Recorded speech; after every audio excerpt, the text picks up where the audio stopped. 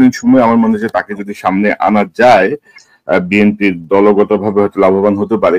কারণ এখন স্যার যেসব নেতারা বড় বড় কথা বলছেন, তারা কিন্তু বেগম খালেদা জিয়ার যে 6টা বছর যে তিনি কারাবন্দী ছিলেন, একটা শক্ত আন্দোলন কিন্তু তারা করতে পারে নাই বেগম জিয়ার মুক্তির জন্য। দেখেন, আমি একটু বলি যে দেখেন, এই যে যারা পুরনো বিএনপির নেতৃত্বে ছিল, যারা জিয়াউর রহমানের সাথে সহযোদ্ধা ছিল, তারা কিন্তু সব দূরে সরে। যা আপনি দেখতে পান কর্নেল অলি আহমেদ, তিনি একমাত্র বেঁচে আছেন যে জিয়াউর রহমানের রাইট হ্যান্ড ছিল। তিনি একটা ভিন্ন রাজনীতির দিকে চলে গিয়েছে এবং সেখান থেকে হয়তো ফিরবে না, হয়তো ফ্রাস্ট্রেটেড হয়ে গিয়েছে। তারপর আপনি দেখেন এই যে অন্যান্য এয়ার মার্শাল আলতাফ হোসেন চৌধুরী, তিনি কিন্তু মাঝে মাঝে প্রায় প্রতিবাদী সুরে কথা বলে যে বিএনপি কিভাবে বিক্রি হয়ে গিয়েছে ভারতীয় আধিপত্যের উপরে, কিভাবে মাস্তানরা বিএনপি কে টেক ওভার করেছে এবং বিএনপি এটাই ইনহেরিট করেছে। এইসব কথাগুলো কিন্তু তাকে কোনো এই যে আপনি যেটা বললেন যে তারা অনেক কিছুটা শুদ্ধি অভিযান করছে, এই ধরনের কাজ তো সে ওই আওয়ামী লীগের সময়ও আমরা দেখেছি যে তারা বিচার করছে, অনেককে তারা ধরে বিচার ব্যবস্থার আওতায় নিয়ে আসছে। আমার কথা হচ্ছে যে বিএনপি মনে করে যে বিশ্ববিদ্যালয়গুলার প্রজন্ম, নতুন প্রজন্মের চিন্তাধারা এটা ম্যাটার করবে না, সীমিত থাকবে। হয়তো তাই থাকতে পারে, হয়তো তাই থাকতো অতীতে। অনেক সময় বিভিন্ন ডাকসু সহ অন্যান্য সংগঠন বিজয় লাভ করেছে। আমাদের এই যে মান্না বলেন, দুদু বলেন, রিপন বলেন, এরা সবাই ভিপি হয়ে এসছে, তারা জাতীয় রাজনীতিতে জয়েন করেছে। তাদের সাথে কথা বললে দেখবেন যে তারা হয়তো বলবে না যে বিশ্ববিদ্যালয় কেন্দ্রিক যে ছাত্রদের এই জেনারেশনের মতামত সেটা জাতীয় পর্যায়ে ম্যাটার করে। কিন্তু প্রবলেমটা হচ্ছে যে আগেকার সময়গুলো ওই পাকিস্তানি সময় থেকে নিয়ে তারপরে এই যে দীর্ঘ সময়, তখন কিন্তু বাংলাদেশের যে গত 40-50 বছর, সেখানে কিন্তু বিশ্ববিদ্যালয়গুলো ও নতুন প্রজন্ম তাদের অধিকার প্রচন্ড ভাবে ক্ষুণ্ণ করা হয়েছে। তাদের বিভিন্ন সময়ে এর বেশিরভাগই করা হয়েছে বাকশালের সময়, আওয়ামী লীগের সময়, হাসিনার সময়। আপনি যদি স্পেসিফিক্যালি গত 16 বছরের এই প্রজন্মের দিকে তাকিয়ে দেখেন, তারা অতীতের কোনো দিন এইরকম ভাবে তারা মানসিক একটা সচেতনতা অর্জন করে নাই যে তারা যেটা দেখতে পেয়েছে। শুধু ভোটাধিকার চলে যায়নি, তারা চোখের সামনেই দেখতে পেয়েছে যে প্রাতিষ্ঠানিক কাঠামোগুলো কিভাবে ধ্বংস হয়ে যাচ্ছে। তাদের সচেতনতা, এবং সেটা বোঝাই যায় যদি তাদের বক্তব্যগুলো আপনারা শুনতে পারতেন।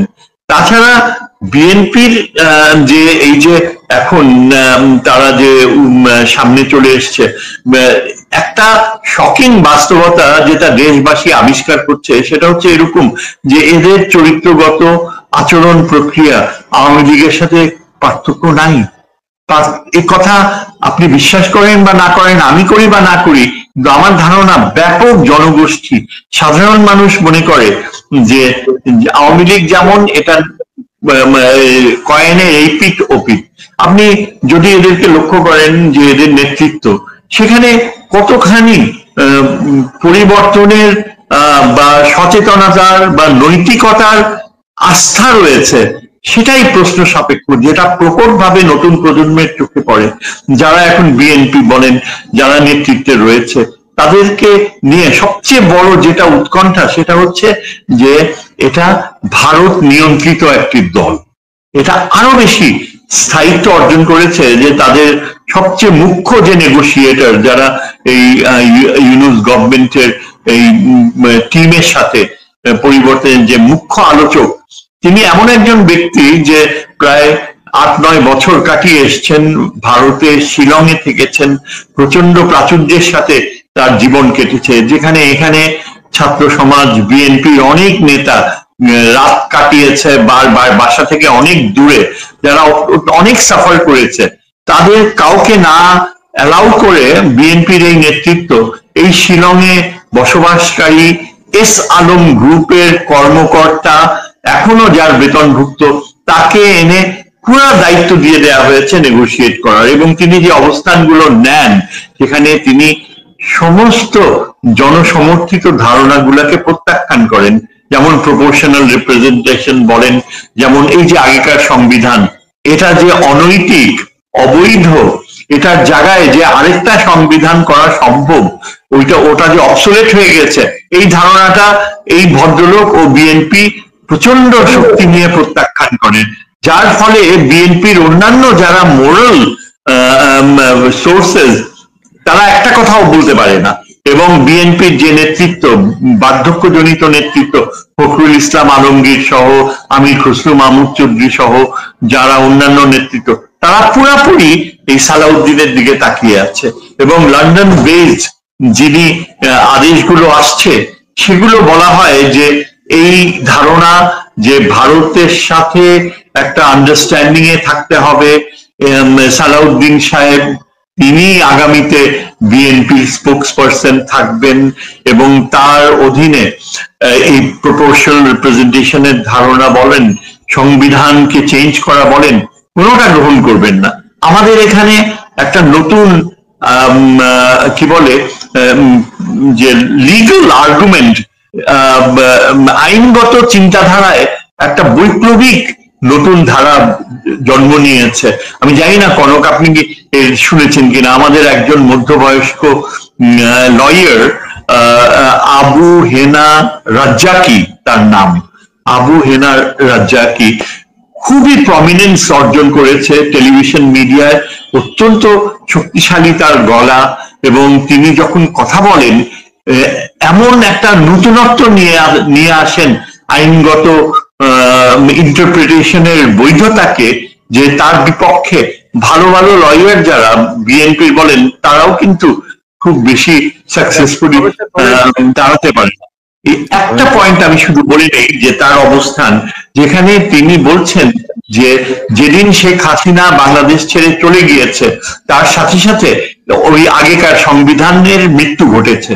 তার যুক্তি হচ্ছে এই যে সংবিধানে কোথাও নাই যে সরকার প্রধান কাউকে ক্ষমতা হস্তান্তর না করে তিনি কিছু না বলে পালিয়ে যাবেন। এর ফলে এই যে পুরনো সংবিধান শুধু মৃতই হয়নি, তার নৈতিক যে যে অ্যাপ্লিকেবিলিটি সেটাও চলে গিয়েছে। এবং তার জায়গায় তাহলে কি এসছে, এই অ্যাডভোকেট রাজ্জাকির আর্গুমেন্ট হচ্ছে যে প্রফেসর ইউনূস যখন ওট নিলেন, তিনি কিন্তু ওই পুরনো সংবিধানের নামে ওট নেননি, তিনি ওট নিয়েছেন নিজের শক্তিতে।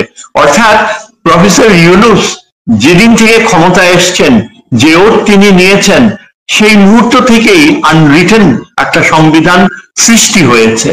এবং এই আনরিটেন সংবিধানের বৈধতা হচ্ছে তিনি যে যা বলবেন তা করবেন, তাকে আমরা রিটেন রূপ না দেওয়া পর্যন্ত এটাই অলিখিত সংবিধান। কেননা এই অলিখিত সংবিধানকে আমাদের একসেপ্ট করতে হবে এই কারণে যে অনেক ইনিশিয়েটিভ নেওয়া হয়েছে, অনেক কিছুই নতুন ধারণা নৈতিক কারণে গ্রহণ করা হয়েছে যা আগেকার সংবিধান অ্যালাউ করে না। অর্থাৎ এই যে ইউনূস সাহেব ক্ষমতায় আসবে, ইন্টারিম গভর্নমেন্ট আসবে, সেটা কিভাবে হলো? কোনো বৈপ্লবিক সরকার তো আসেনি, তাহলে হলো তাহলে আগেকার সংবিধানের আওতায় কিভাবে আমরা বলতে পারি যে একটা ইন্টারিম গভর্নমেন্ট হতে পারে? সেটা যদি না থেকে থাকে তাহলে কেন?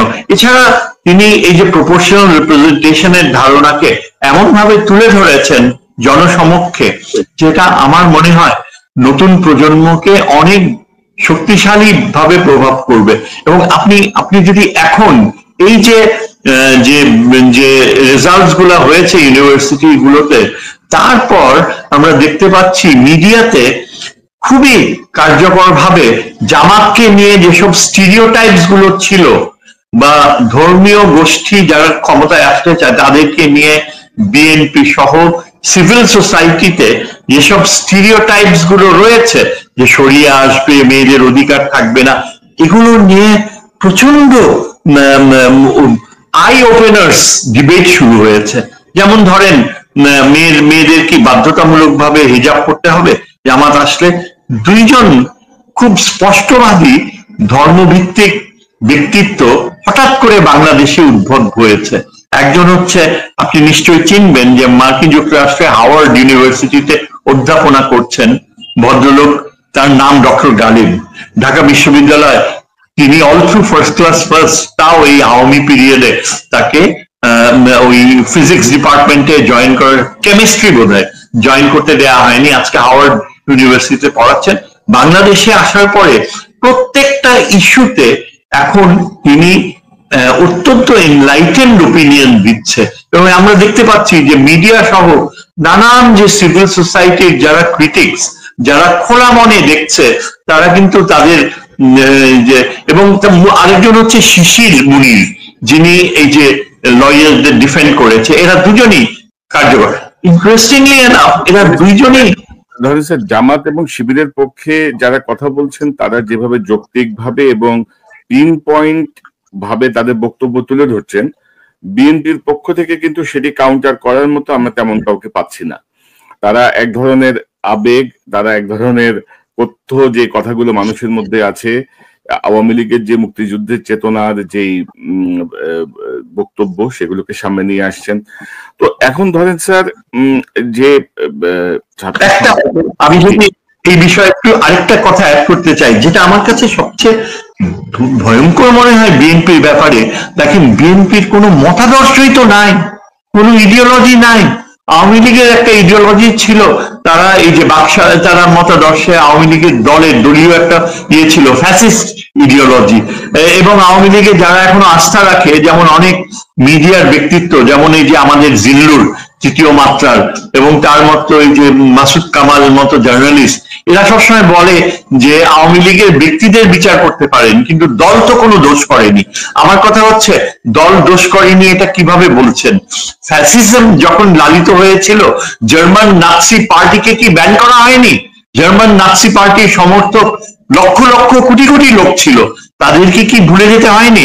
আজকে যদি জিল্লুর বা মাসুদ কামাল বলে যে কোটি কোটি আওয়ামী লীগের সাপোর্টাররা কোথায় যাবে, কোথায় যাবে?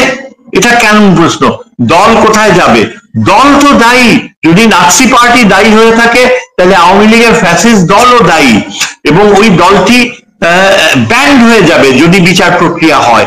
এবং আওয়ামী সমর্থক যতই কোটি কোটি হোক না কেন, ঠিক নাৎসি পার্টির সমর্থকদের যেমনি সাবডিউড হয়ে অন্য রাস্তা খুঁজতে হয়েছে, আওয়ামী সাপোর্টারদেরও একই পথে যেতে হবে। এখন বিএনপির কথা আমি যেটা বলছি, দেখেন, বিএনপির যে মতাদর্শ ছিল সেটা জিয়াউর রহমানের মতাদর্শ। কি ছিল জিয়াউর রহমানের চিন্তাধারায়? সেখানে ছিল যে আমরা এই দেশে একটা গণতন্ত্র সর্বাত্মকভাবে গড়ে উঠবে, মাল্টি পার্টি ডেমোক্রেসি। এবং তিনি যে বিষয়টা প্রাধান্য দিয়েছে, তিনি জামাতকে টেনে নিয়েছেন, তার দলে অন্তর্ভুক্তি করেছে। তিনি কিন্তু ইসলামিক ধারণাকে, ইসলাম গাইডিং ফোর্স, ইসলামী বিশ্বের সাথে ঘনিষ্ঠ সম্পর্ক এবং পশ্চিমা বিশ্বের সাথে যে সম্পর্ক থাকবে, তার পাশাপাশি চীন ও মুসলিম ওয়ার্ল্ডের একটা নিবিড় অংশ হবে, সেটাই ছিল কাম্য। কিন্তু এই যে এখন বর্তমান বিএনপি নেতৃত্ব, তারা কিন্তু একদম জিয়াউর রহমানের চিন্তাধারাকে তারা একসেপ্ট করে নেয়নি। এরা এখন লিবারেল ডেমোক্রেসির কথা বলে। ফখরুল ইসলাম আলমগীর বলে যে বিএনপি লিবারেল ডেমোক্রেসিতে বিশ্বাস করে। আমি বলবো, জিয়াউর রহমানের যে বিএনপি, যে মতাদর্শ, সেটা কখনো লিবারেল ডেমোক্রেসি বলতে সেকুলারিজমকে প্রশ্রয় দেয়নি। জিয়াউর রহমান সেকুলারিজমের ধারণাকে একসেপ্ট করেনি।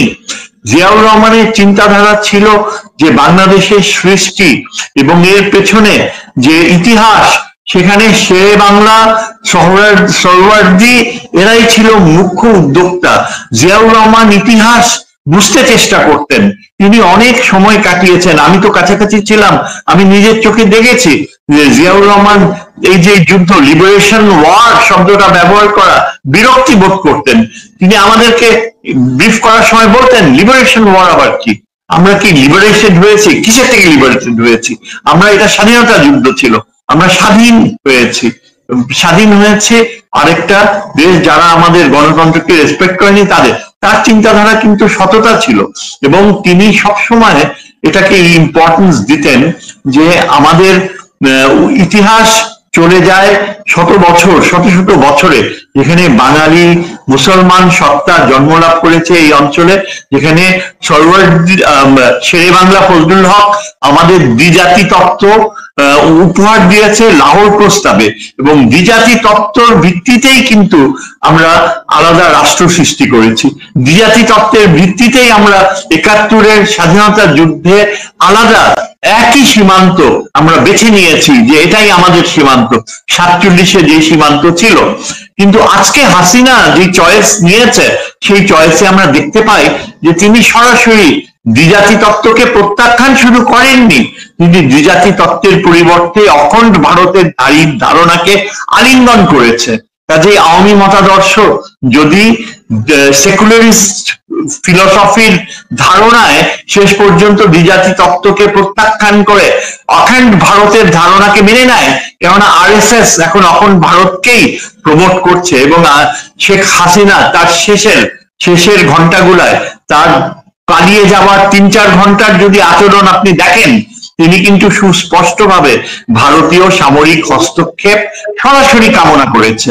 এবং সেই কারণে আমরা দেখতে পাই যে এই যে যারা বলে যে আওয়ামী লীগকে একসেপ্ট করতে হবে দলগত হিসাবে, এটা কখনোই সম্ভব হবে না। বাংলাদেশের জনগণ আওয়ামী লীগকে প্রত্যাখ্যান করছে, কেননা আওয়ামী লীগ দ্বিজাতি তত্ত্বকে মানবে না। এখন আপনি যদি বিএনপির উপরে এই থিওরি অ্যাপ্লাই করেন, আপনি দেখেন এই ফখরুল ইসলাম আলমগীররা, এরা এই যে যারা তারা এই যে আপনি সালাউদ্দিন, যিনি 9 বছর কাটিয়ে আসছে ভারতে, যিনি এখন নেতৃত্ব দিচ্ছে, তাকে এই অবস্থানে রাখার কি বাধ্যবাধকতা ছিল? কেন বিএনপি কি আর নেতা ছিল না? এখন আজকে জি আপনি যদি বলছিলেন যে জিয়াউর রহমানের যে আদর্শ বা যে আইডিওলজি তিনি প্রতিষ্ঠা করেছেন, সেটিকে অতিক্রম করার মতো কোনো মেধা আমরা এখনো দেখছি না। মানে সেটিকে অতিক্রম করার মতো সেই যোগ্যতা আমরা এই পর্যন্ত কারোর মধ্যে দেখি নাই। এটা হচ্ছে বিশেষত 5ই আগস্টের পরে বিএনপির প্রতিটা সিদ্ধান্ত কেমন যেন স্যার একটা এলোমেলো, একটা গোলমেলে বিষয়। আবার ধরেন এই ছাত্র সংসদ নিয়ে যেটি বলছে যে গত 15 বছরে আমাদের সংগঠন ঠিক মতো ছিল না, আবার এখনো কিন্তু অন্তকন্দল আছে। তো বিএনপির এই যে সংকটকালীন সময়, বা ধরেন আমি যদি বলি যে একটা শক ওয়েভে যে পড়লো বিএনপি, একটা যে ধাক্কা, বেগম খালেদা জিয়াকে কি বিএনপি কোনো সামনে আনতে পারে এই সময়ে? ধরেন আপনি কি মনে করেন? বেগম খালেদা জিয়া কিন্তু আমি মনে প্রাণে সেটাই চেয়েছিলাম। বেগম খালেদা জিয়া সবই জানেন, সবই বোঝেন, কিন্তু উনি মুখ ফুটে কিছুই বলতে পারছেন না। এমনও হতে পারে যে তার স্বাস্থ্যগত সীমাবদ্ধতা রয়েছে, কিন্তু সবচেয়ে ভালো হতো এটাই, তিনি অনেকবার বলেছেন দুঃখ করে যে যেসব বিএনপির নেতা যাদের কোনো আইডেন্টিটি ছিল না, যারা বিএনপির হাত ধরে বিশাল সম্পদের পাহাড় গুনেছে, আজকে তারা আমার পাশে নাই, তাদের উপর কোনো নিয়ন্ত্রণ নাই। বেগম খালেদা জিয়ার যে দীর্ঘশ্বাস ছিল, যার কারণে তিনি হাসিনার সময়ে রাজনীতি বিমুখ হয়েছিলেন, সেই বাস্তবতা তাহলে এখনো কেন একই রকম ভাবে চলছে? কেন তিনি লন্ডনে থাকার পরে যখন ঢাকায় ফিরে আসলেন, তার কি স্বাস্থ্য এতই খারাপ যে তিনি চেয়ারে বসে জনগণের প্রতি বলতে পারবেন না, নেতৃত্ব দিতে পারবেন না? তার কি স্বাস্থ্য এমনই খারাপ যে তিনি যদি সামনে থাকতেন, যে ভারত তার জন্য যে পরিণতি সৃষ্টি করেছিল, তাকে যে মৃত্যুর পথে ঠেলে দিচ্ছিল, এই ভারতের গোয়েন্দা বাহিনী হাসিনার মাধ্যমে, তার প্রেক্ষাপটে বেগম খালেদা জিয়ার যে চিন্তাধারা, যেখানে পাকিস্তান খুব গুরুত্বপূর্ণ অবস্থান পেয়েছিল তার সময়ে, যেটা জিয়াউর রহমানের সময় ছিল, সেটা এই যে শাসকরা তারা আসতে দিচ্ছেন না। এমনকি আমার তো সন্দেহ হয় যে তারেক জিয়া যে লন্ডনে বসে আছেন, সেখানে তারেক জিয়ার সাথে তার মায়ের কতখানি সম্পৃক্তি রয়েছে আমি জানি না। আজকে বিএনপি অনেক অন্যরকম থাকতো যদি বেগম খালেদা জিয়া চেয়ারে বসে হলেও, ঠিক যেমন আপনি সেকেন্ড ওয়ার্ল্ড ওয়ারে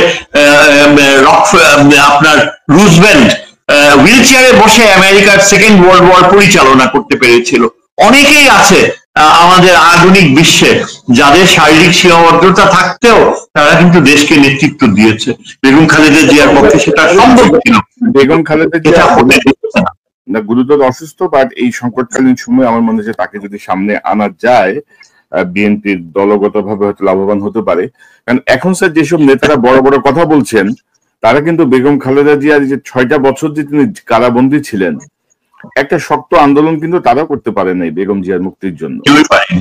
দেখেন আমি একটু বলি যে দেখেন এই যে যারা পুরনো বিএনপির নেতৃত্বে ছিল, যারা জিয়াউর রহমানের সাথে সহযোদ্ধা ছিল, তারা কিন্তু সব দূরে সরে, যেমন আপনি দেখতে পান কর্নেল অলি আহমেদ, তিনি একমাত্র বেঁচে আছেন যে জিয়াউর রহমানের রাইট হ্যান্ড ছিল, তিনি একটা ভিন্ন রাজনীতির দিকে চলে গিয়েছে এবং সেখান থেকে হয়তো ফিরবে না, হয়তো ফ্রাস্ট্রেটেড হয়ে গিয়েছে। তারপর আপনি দেখেন এই যে অন্যান্য এয়ার মার্শাল আলতাফ হোসেন চৌধুরী, তিনি কিন্তু মাঝে মাঝে প্রায়ই প্রতিবাদী সুরে কথা বলে যে বিএনপি কিভাবে বিক্রি হয়ে গিয়েছে ভারতীয় আধিপত্যের উপরে, কিভাবে মাস্তানরা বিএনপি কে টেক ওভার করেছে এবং বিএনপি এটাই ইনহেরিট করেছে। এইসব কথাগুলো কিন্তু তাকে কোনো সুযোগ দেওয়া হয় না। যে মেজর হাফিজ, তিনি জিয়াউর রহমানের অনেক কাছাকাছি মানুষ ছিলেন, তাকে নিয়েও এখন জটিল সমস্যা দেখা দিয়েছে। তাকে নাকি ফিনান্সিয়ালি প্রলুব্ধ করা হয়েছিল আওয়ামী লীগের সময়, তার মধ্যে সেই আগেকার সততা এখন আর নাই।